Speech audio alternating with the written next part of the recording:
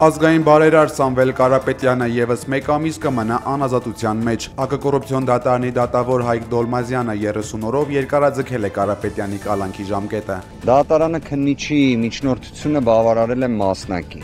Կալանքի ժամկետը երկարաձգել է 30 օրով։ Կհիշեք, Սամվել Կարապետյանին մեղսագրվում է կոչերը, այն աբսուրդը, որի մասին բոլորս արդեն կարծում եմ տեղյակ ենք, պարզապես հարցազրույցի համար մեղադրանք առաջադրել եւ այն դիտարկել իբրև կոչ։ Այնուհետև մեղսագրվել էր տնտեսական բնույթի իբրև հանցանք եւ վերջերս մի քանի օր առաջ երրորդ դրվագն էր մեղսագրվել կրկին տնտեսական բնույթի, նույնիսկ քննչական կոմիտեն չհապաղեց, հայտարարություն տարածեց, որ դա վերաբերում է փողերի լվացմանը եւ այլն։ Մենք փաստաբանական թիմով հայտարարություն էինք տարածել, որ թե երկրորդ դրվագը, թե երրորդ, թե բնականաբար առաջինը ակնհայտ անհիմն են։ Դատարանը այսօր արձանագրեց, որ թե երկրորդ դրվագը, թե երրորդը, այսինքն նորը եւ նախկինը պայմանականորեն երկուսն էլ նույնիսկ հիմնավոր կասկածի շեմը չեն հաղթահարում։ Իսկ ինչ վերաբերում է կոչերին, պատկերացումը կարծես այնպիսինն է, որ այս մեկ ամիսը երկարաձգվում է մեկ տրամաբանությամբ կամ ավարտեք գործը ուղարկեք դատարան, կամ ընդհանրապես ավարտեք։ Արագածոտնի թեմի առաջնորդ Մկրտիչ եպիսկոպոս Պրոշյանը դատավոր Կարեն Ֆարխոյանի որոշմամբ կալանավորվել է 2 ամսով, լրագրողներին հայտնել է փաստաբան Երեմ Սարգսյանը։ Կալանավորման վերաբերյալ որոշումից բացի դատարանը կայացրել է նաև խիստ սահմանափակումներ տեսակցությունների մասով։ Փաստաբանի փոխանցմամբ դատարանը թույլատրել է միայն, որ Սրբազան հորը տեսակցի մայրը։ Արագածոտնի թեմի առաջնորդին մեղադրում են ընդդիմության հավաքներին մասնակցել հարկադրելու եւ 2021 թվականի ընտրությունների արդյունքների վրա ազդելու համար։ Փաստաբանները պատրաստվում են բողոքարկել կալանավորման վերաբերյալ դատարանի որոշումը, քանի որ մեղսագրվող ենթադրյալ արարքներից մեկը կատարման պահին հանցագործություն չի համարվել։ Մյուս մեղադրանքի վերաբերյալ էլ փաստաբանն ասել է, որ 54 քննիչից կազմված խումբը դատարանում չի կարողացել ցույց տալ, թե ինչ ձևով է Սրբազանը հարկադրել հոգևորականներին մասնակցել հավաքներին։ Իրենք ասում են 2021 թվականին դու հարկադրել ես, որպեսի ընտրության մասնակցի եւ կոնկրետ անձի չընտրի,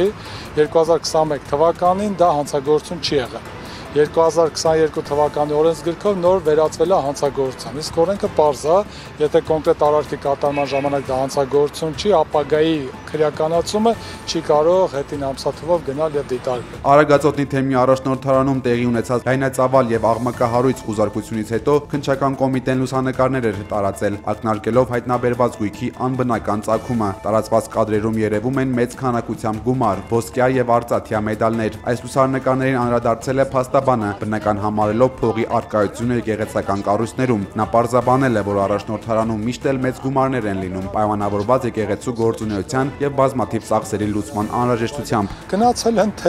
թեմում խուզարկություն են արել, բնականաբար գումարել կհայտնաբերեն, ասենք ինչ խնդիր է, որ գումար են հայտնաբերել, բայց քանի որ ամեն ինչ հիմնված է հենց այդ կեղծիքի վրա, որ տեսեք գումար կա, ինչ ասենք որ թեմի առաջնորդարանում գումար կա, պետքա չլիներ։ Այսինքն դա շատ բնական է, որ կա եւ պետքա լինի, որովհետեւ այն բազմաթիվ ծախսեր կա, որ ծախսերը պետքա հոգացվի։ Հիմա եթե կա, դա արդեն նշանակում է խնդիր է, բայց փորձում են անդադ չեղածտեղը տպավորություններ ստեղծել, որը արդեն կարծում եմ չի աշխատում, իրենք չնայած այդ հին տրամադրությունների մեջ են մնացել։ Սկսենք նրանից, որ իմ կողմից հայ առաքելական եկեղեցու վրա հարձակում չկա։ Վարչապետ Նիկոլ Փաշինյանն այսօր հավատացրել է, թե ինքը չի հարձակվել հայ առաքելական եկեղեցու վրա։ Հայաստանյաց առաքելական եկեղեցու թղթերում որևէ տեղ գրված չէ, կաթողիկոսի պաշտոնում գտնվող անձը եւ եկեղեցին նույնական են, ասել է Փաշինյանը։ Ըստ նրա նույնական չեն նաեւ եպիսկոպոսն ու եկեղեցին։ Փաշինյանը ըստ էության նորմալ է համարում հոգեվոր հայրերի կալանավորումները։ Որևէ տեղ գրված չի, որ եպիսկոպոսը եւ եկեղեցին նույնական են։ Հայաստանյաց առաքելական եկեղեցու պատմության մեջ եղել են մի շարք, եթե ոչ բազմաթիվ դեպքեր, երբ օրինակ կաթողիկոսը պաշտոնանկ է արվել, հրաժարական է տվել եւ գնացել։ Այսինքն իսկ ինչ է տեղի ունեցել դրանից հետո։ Դրանից հետո ինչ է տեղի ունեցել, մեկ դրա արդյունքում եկեղեցին փլուզվել է, ոչ չի փլուզվել։ Հաց ենք տալիս այդ մարդկանց։ Հաջորդ օրը ի՞նչ ապօրինի։ Այսօր Հայաստանում կան բազմաթիվ մարդիկ, որոնք հացի խնդիր ունեն, ասել է մեր կառավարության ղեկավարը։ Նիկոլ Փաշինյանը նկատել է, եթե ամեն օր պետությունը հաց է տալիս այդ մարդկանց, նրանց կյանքում հաջորդ օրը ոչինչ չի փոխվում։ Փաշինյանի խոսքով հազարավոր ընտանիքներ 10 տարուց ավելի անապահովության համակարգից են օգտվում եւ կառավարությունը մեջբերում բարիս բուն իմաստով ամենօրյա հանապազօրյա հաց է տալիս այդ մարդկանց, սակայն աղքատության հաղթահարման այդ տարբերակը արդյունավետ չէ։ Իմ կարծիքով մենք աղքատության հաղթահարման բոլորովին այն կոնցեպտները, որ արդեն 30 տարի մենք փորձարկում ենք, այդ կոնցեպտները ակնհայտ է, որ արդյունավետ չեն։ Աղքատությունը հնարավոր է հաղթահարել միայն աշխատանքի միջոցով։ ԵԱՏՄ-ի նիստից հետո երկու շաբթի նորից դրական պատասխան ենք ուզում լսենք գանգստեր։ Երկու շաբթի ձեզանից ինչ-որ մի բան։ Չէ, մենք ուրեմն ճանապարհներից բռնած բերելու ենք կալապսի։ Հենց նորություն ունեցա։ Սահմաններից բերելու ենք կալապսի։ Հայաստանից Ռուսաստան բեռներ տանող վարորդները կառավարությանը վերջնագիր են ներկայացրել, կամ շտաբ լուծել իրենց հարցը, կամ հանրապետության ճանապարհները կատվածահար կանեն։ Բեռնափոխադրող ընկերությունների տասնյակ վարորդներ Ռուսաստանի միգրացիոն օրենսդրության վերջին փոփոխություններից հետո հայտնվել են սև ցուցակում եւ նրանց մուտքը արգելվել է դաշնություն, քանի որ խախտել են երկրում մնալու թույլատրելի ժամկետները։ Էկոնոմիկայի նախարար Գևորգ Պապոյանը փորձել է հանգստացնել վարորդներին, վստահեցնելով, թե զբաղվում են այդ հարցով։ Վարորդները հակադարձել են, թե Ղազախստանը արդեն լուծել է հարցը։ Պապոյանն ասել է, որ այդպիսի բան չկա, եթե լուծում լինի, այն գործելու է բոլորի համար։ Սինխրոն Այս նույն մարդիկ բոլորը ստեղ այդ մեքենաները հա ձեռք են բերում վարկով։ Այդ նույն մեքենաները ծախսերը այդ հոգում են նաև վարկերով։ Հիմա անորոշ ժամանակ սպասում ենք։ Մի հատ խնդիր է գալու, առաջանալու են ասած ոչ ոք չի կարողանալու այդ վարկը մուծել։ Այդ ժամանակ ինչ ենք անում։ Ասենք մենք խնդիրները պետության հարգում ենք, սպասում ենք ձեր գործողությունների, բայց խնդրում եմ մեր մասին մտածեք, հասկանանք այդ վարկը մենք 3 ամիս, 4 ամիս հետո որտեղից պետությունը աշխատել։ Պետությունը ես ու դու ենք։ Ես հասկանում եմ, դուք հիմա մտածեք մեր մասին, մենք ձեր մասին մտածում ենք, մենք մեր մասին, բոլորիս մասին մտածում ենք։ Պետությունը ես ու դու ենք։ խնդրում եմ հիմա օգնեք այդ վարկերը հարցը ոնց է կարգավորվել։ Սարեսնեն վարկերը։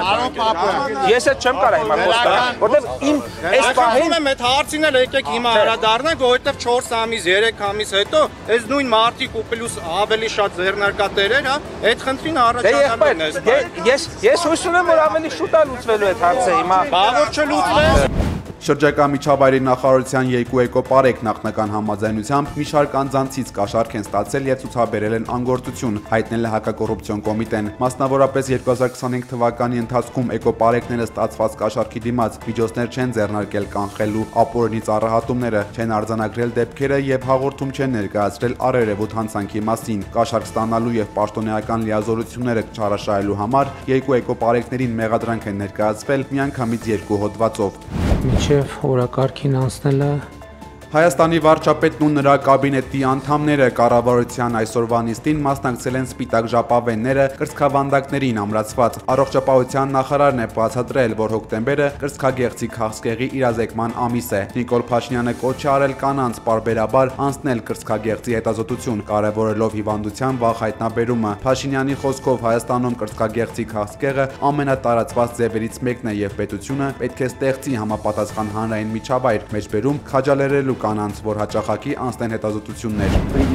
Ռուսաստանի անվտանգության դաշնային ծառայության ղեկավար Ալեքսանդր Բորտնիկովը հայտարարել է, որ Մեծ Բրիտանիան անուղղակի խառնվել է ռուս-ուկրաինական հակամարտությանը։ Բրիտանացիները սադրանքների միջոցով ուղղորդում են Բրյուսելին խուսափելու ուկրաինական հարցի խաղաղ կարգավորման գործընթացը, հայտնել է ծառայության ղեկավարը։ Նրա խոսքով Ռուսաստանում իրականացվող ահաբեկչական եւ դիվերսիոն գործողությունները կատարվում են Բրիտանիայի հատուկ ծառայությունների հովանավորությամբ։ Դաշնային անվտանգության ղեկավարը նաև նշել է, որ բրիտանական եւ ուկրաինական կողմերը պատրաստվում են դիվերսիոն գործողություններ թուրքական հոսք գազատարի վրա։ Պենտագոնի ղեկավար Փիթ Հեքսեթը կողմ է արտահայտվել ռուս-ուկրաինական հակամարտությունը վերջ տալուն։ Նա ընդգծել է, որ Եվրոընտանիքը օրեցօր ավելացնում է Ռուսաստանի սահմանափակումները, սակայն դրանք բավարար լուծում չեն։ Պետք է անհապաղ դադարեցնել պատերազմը, ասել է Հեքսեթը։ Ավելի վաղ նախագահ Դոնալդ Թրամփը Իսրայելի խորհրդարանում ասել էր, որ Գազայում հրադադարի պայմանավորվածությունից հետո կսկսի ավելի լուրջ զբաղվել ռուս-ուկրաինական հակամարտությունն ավարտելու հարցով։ Թրամփի խոսքով, եթե Ռուսաստանը չհամաձայնի, Ամերիկայի պատերազմի նախարարությունը Ուկրաինային փոքր քանակությամբ Թոմահավք հեռահար թևավոր հրթիռներ կտա։ Ծրագիրն արդեն մշակված է։ Վերլուծաբանները նկատում են, եթե Թրամփը գնա այդ քայլին, այն կարող է դառնալ պատերազմի ամբողջ ընթացքում Ուկրաինային ցուցաբերած ամերիկյան ամենանշանակալի ռազմական աջակցությունը։